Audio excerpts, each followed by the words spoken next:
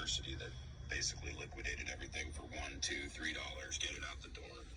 We would buy and sell some stuff there to try to pay for our stuff. We'd buy like 2 microscopes, we'd sell 1 microscope, then we'd have enough money over to send the other microscope off to get fixed and tuned and come back, and then we'd have a fully functioning microscope that would allow us to, in our lab to check stuff and to use it. And we have all the filing cabinets and stuff we got for storing all of our books. And they're $1,000 a cabinet, but we get them for like $5. That's great. So I'm working for this guy. We're running this multi-million-dollar company, driving pilings and running barges and tugs and making all this money.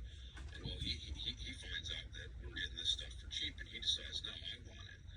I want it all. This guy's so rich. Dad's worth $30 million, all this stuff. I'm going to put my son into business. I'm going to come take everything that you guys are getting. So he goes down there, he buys everything in the store. Well, you got like a week to pick it up. Well, he's running this business. We're running this business. He does this without telling me. Goes down there, buys everything. Doesn't pick it up. Week goes by, they call him. He bought the whole store. It's all sitting there. They can't put anything new in. Well, he tells them, I bought everything. I'll pick them up when I want. I'm running a business. You can't expect me to take time off my $1 million business to come pick up all these cabinets. And they're like, well, then why did you buy them? And he says, well, look, I'm just telling you how it is. And he starts name dropping me, trying to drag me into it. And I'm running his business as his accountant, his operation manager. I still don't even know this is going on.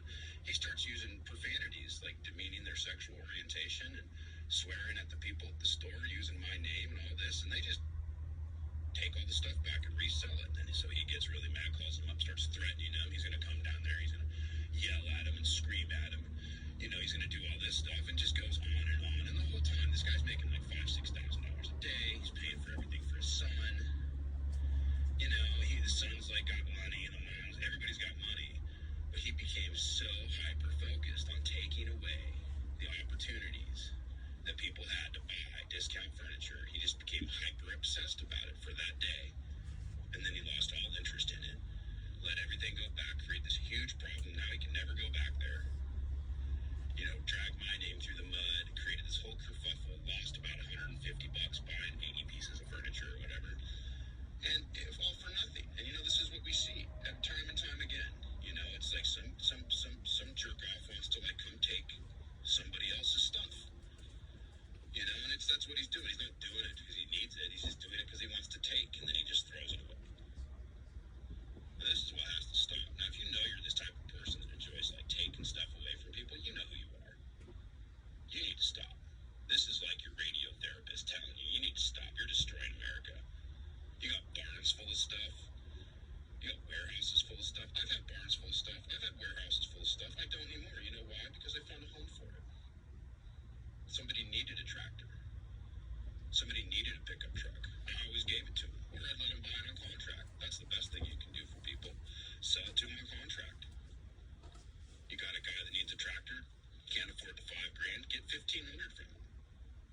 That gives him enough money to make sure it works and get it working, and then he'll pay you in a month or two. What the hell's wrong with that? You're just going to put it in your barn, put it outside, let it go down in value, don't sell to anyone, wait for a winter freeze, it becomes scrap metal in 10 years anyways, and then it's worth nothing.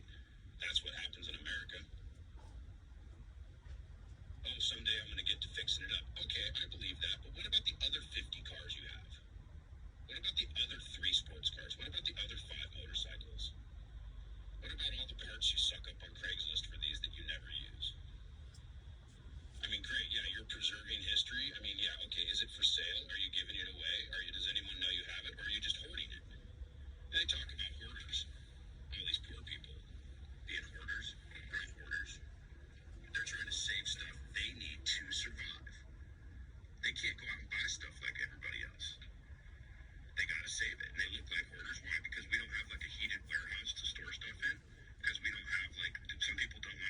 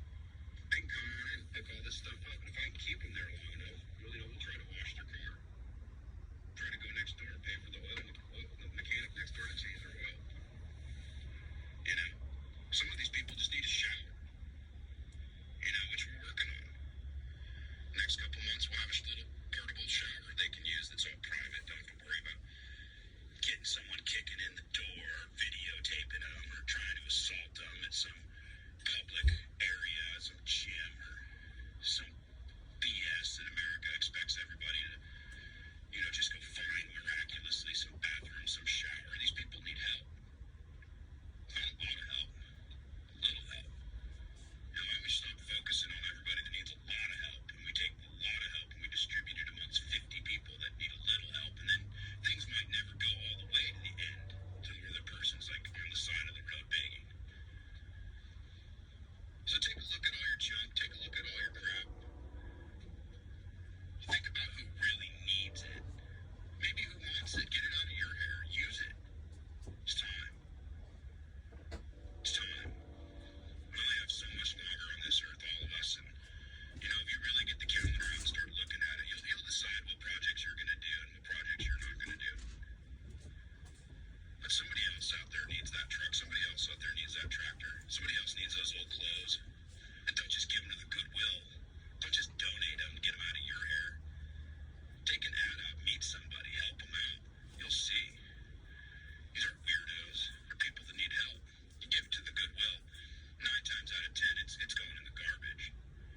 I'll tell you one stain, one thing. They want designer stuff that they can sell for $20, $30 now. That's their thing. Make a ton of money on all this stuff. You don't know what you're donating. They do.